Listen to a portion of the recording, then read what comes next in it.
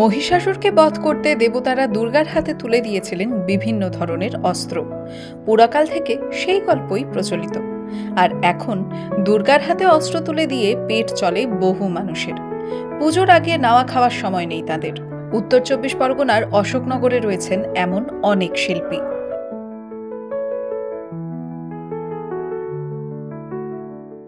পুজোর কাজে চাঁদমালা, তারপরে মডেল, তারপরে চাঁদমালার মধ্যে বিভিন্ন মডেল ডিজাইনার আছে, যেমন মুখমাল মা দুর্গার মুখ এই চাঁদমালার মধ্যে তুলে সেগুলোকে সাইডে পাপড়ি ডেকোরেশন করে সেগুলো সেল করতে হয়। প্রচুর খাটনি, আমি যে পরিমাণে খাটি তার 50% পয়সা আমাদের হয় না। আমার রোজ হিসাবে যদি 500 টাকা করেও রোজ ধরি তাও পাই না। এইটা মার্কেটের ব্যাপার হচ্ছে, হোলসেলার যারা ওরা আমাদের কাছ থেকে কিনে নেয়, তো আমরা বাড়ির থেকেই সেল দিয়ে দিই। আমার বয়স হয়েছে, আমি এখন দৌড়দৌড়ি করতেও পারি না, কিন্তু মার্কেটে গেলে হয়তো আরও 2 পয়সা বেশি পাই। এটা আমার এখন ওই শরীর নিয়ে আমি পারি না। অশোকনগরের বাসিন্দা দীপক পালের তৈরি অস্ত্র এ রাজ্য তো বটেই, রফতানি হয় ভিন রাজ্যেও। তার কারখানায় তৈরি হয় চাঁদমালাও। দীপক জানান, এলাকার 50 থেকে 60টি পরিবার রয়েছে যারা সোলার বিভিন্ন ধরনের কাজ করে জীবিকা নির্বাহ করেন।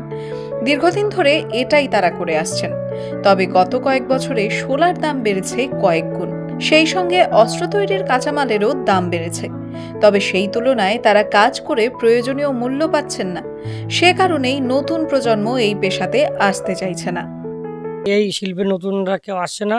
তার কারণ হচ্ছে এই শিল্পের কাজ করতে গেলে পয়সা কম, জিনিসপত্রের দাম এত পরিমাণে বাড়তি হচ্ছে যে আমাদের মাল বিক্রি করে লাভ খুব সামথিং হচ্ছে, যার জন্য এখন নতুন প্রজন্ম এই কাজে আসতেই চাচ্ছে না।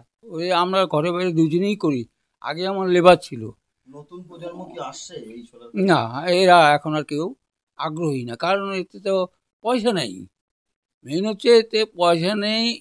যদি আমি এই কাজ করে আমার পেট না ভরে, আমি যদি আমার ছেলে মেয়েকে মানুষ করতে না পারি, আজকাল একটা ছেলে মেয়েকে মানুষ করতে গেলে মাস্টার টিউশনি ছাড়া হয় না। অথচ মাস্টার টিউশনি একটা সাবজেক্টে 2000 টাকা। বাংলা বলো, অঙ্ক বলো, ইংরেজি বলো, যে কোনো সাবজেক্টের একটা মাস্টারকে নিতে গেলে 2000 টাকা। তাহলে 5টা সাবজেক্ট পড়াতে গেলে 5 দুগুণে 10,000 টাকা তার টিউশনি খরচা দেবে। তাহলে ছেলেকে পড়াবে কি দিয়ে? একসময় অশোকনগর 2 নম্বর এলাকার শতাধিক পরিবার সোলার কাজ করতেন। এখন অনেক পরিবারই কাজ ছেড়ে দিয়েছেন আর্থিক প্রতিকূলতায়। 60 থেকে 70টি ঘর এখনো কাজ চালিয়ে যাচ্ছেন নিজেদের মতো করে। উত্তর 24 পরগনা থেকে প্রতীতি ঘোষের রিপোর্ট, দ্য ওয়াল নিউজ।